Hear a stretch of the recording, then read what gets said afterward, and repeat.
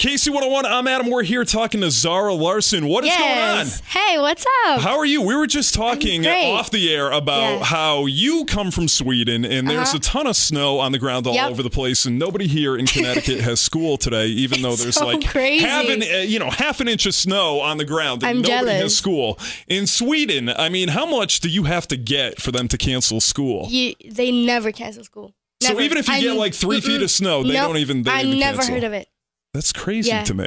So even when you get a lot, I think it's crazy that they close the schools. Well, I agree with you 100%. I mean, I'm only 26, and like 10 years ago, I went to school, and if we got 3 inches, we didn't get the day off or anything like that. I'm a little bit jealous. All right. So you won Talang. Is that how you pronounce it? Talang?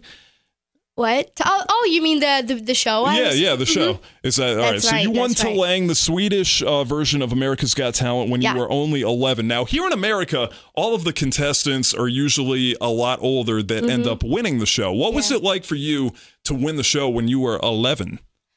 I mean, I don't really know, to be honest. I was so small. It's hard for me now to actually think about it. You don't remember? No, to think about it and be like, wow, I actually won the whole thing. But I just did it as a fun thing because my friend, she came second place the year before. So I was like, oh, it looks so fun. I really want to try it. So I just did it for fun, and then I just won the whole thing. And now you're here in America all these years later. Yep. So in America, I mean, I don't know how it is over there, but we have a lot of mean and critical judges on, America's Got Talent, American Idol, whatever, X Factor. Is it like that in Sweden? Absolutely.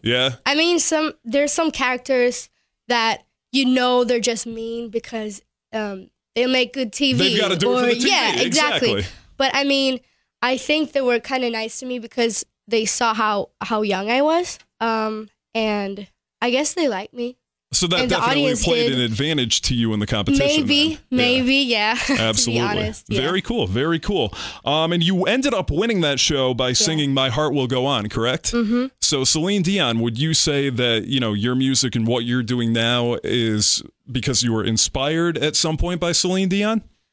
I wouldn't say Celine Dion. At that time, I loved Whitney Houston. And 2 of her songs I did as the audition and this on the second show before the finale. But that song is just amazing. My Heart Will Go On. And I love Celine Dion's voice. And there's no doubt that in that song, there's a ton of emotion and a ton of meaning. Is that, and I think when you listen to your songs, I think that you can hear that emotion coming out. Do you think that is a good parallel for, what you're doing with your music career?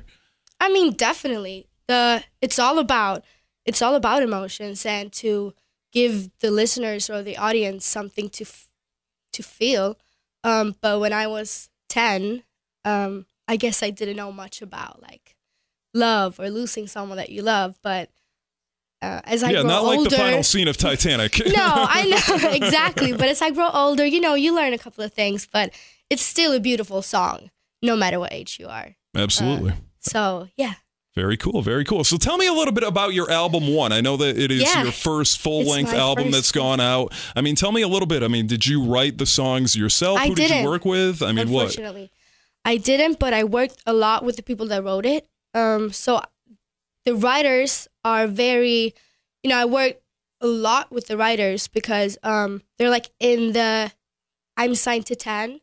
And to Epic, but in the 10 family, it's like a little family. We have the writers and the artists. It's a small company. So they kind of know me very well.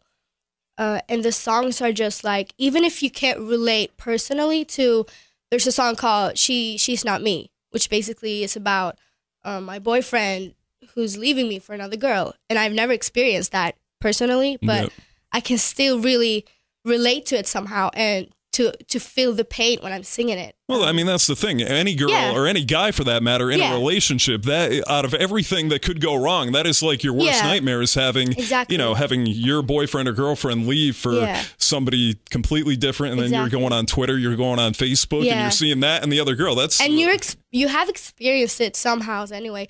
I mean, your friends might go through it, and you see that, or some other that you go through it, but maybe not Directly, exactly. Makes sense. All right, so your single that, is going to be on the radio here in America pretty soon, I'm sure, is Uncover.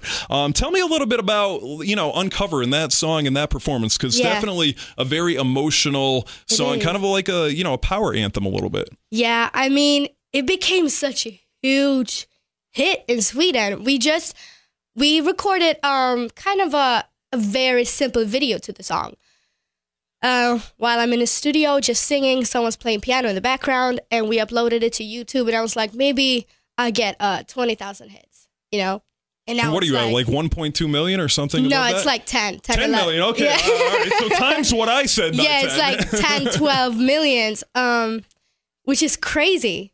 So it became like a massive hit because everybody watched it on YouTube, and then the radio picked it up from the my record company, and they were like, you should play the song. So the radio picked it up, and then it became it's so 6-time platinum in Sweden. Awesome. And then Norway picked it up. It just became I don't know what you call it, like a chain, when there's it was a chain of events. Basically, you went from YouTube and a bunch of people sharing it probably on Facebook or on social media. Yeah. And then all of a sudden you're on the radio and you've got a song that is platinum, that many times. So that was great. I mean, when we first recorded it, it had drums and a really cool track, but it felt a bit like Halo, with the drums. Yeah.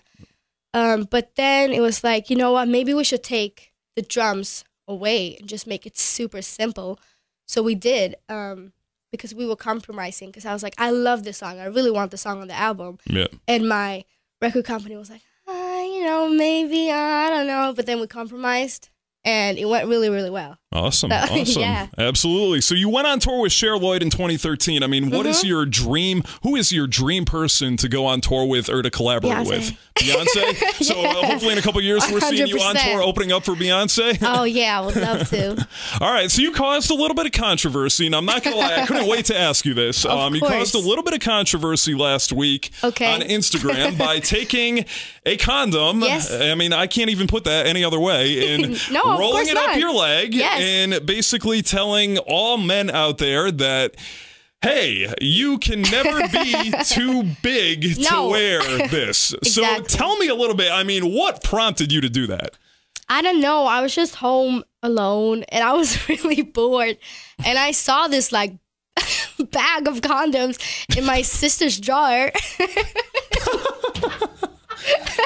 Okay, so we know what she's doing. No, I mean, I know that she's not having sex, but I mean, I know that. But she have a boyfriend, and finally, I mean, in Sweden we're very liberal. Yeah. We talk about it, and there's nothing. I remember one thing about Sweden. I remember, and this is going to be kind of weird, but I remember in a history book, a world history book, in I don't know, 7th or 8th grade, there was a girl with her shirt off. Really? In a sauna or something, and that was from Sweden. And I was like, really? And I'm sitting there in school with a history book, and it was the weirdest thing to me at the time. I'm like, they do that over there? Like, what? So I mean, you're right. Yeah, it's not it's a different culture. I mean, so we still talk about it because it's gonna happen, even if it's at home, safely, or in a car, teenagers are teenagers, to be honest. Yeah.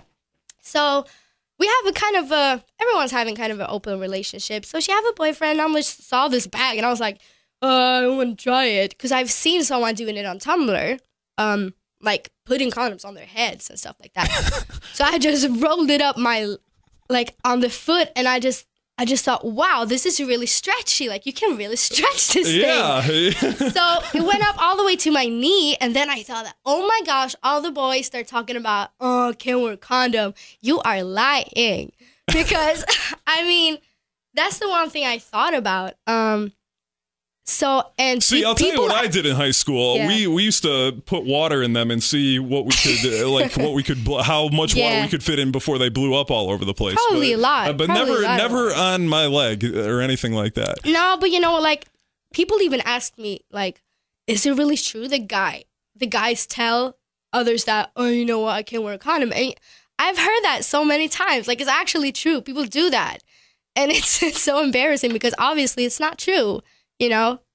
You're not too big. Yeah, if you can fit it on your leg, definitely of course, not. Maybe it's not as comfortable. Like, I get that, but it's more comfortable than having an STD or getting someone pregnant. Absolutely. So, absolutely. Yeah. You don't want to have a baby when you're 17 and then, turning around and missing all of your 20s. So, what else do you have? I mean, I know that you've got a lot of other pictures on your Instagram. Is this kind of a theme where, you're talking, because I know that there was speculation on the internet that it was, feminism and you really wanted to get that out there. Was it more that, or was it, you were bored and messing around? This picture was not about feminism. I've done a couple of things that was actually about like real talk about feminism or talking about real problems. I thought that this picture was only for fun.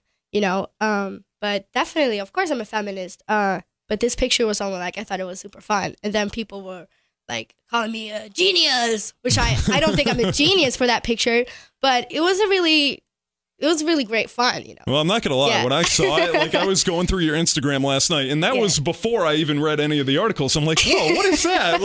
I'm just trying to, go out and find some stuff, and I'm like, whoa, wow, okay. And I laughed out loud, and I showed my sister, and she's like, wow, that's really funny. Yeah. So it was good. It was awesome. It's funny, yeah. Awesome. Well, Zara Larsson, thank you for coming by and spending a little bit of time with us today. Definitely a great interview. Thank you for coming. Awesome. Thank you so much.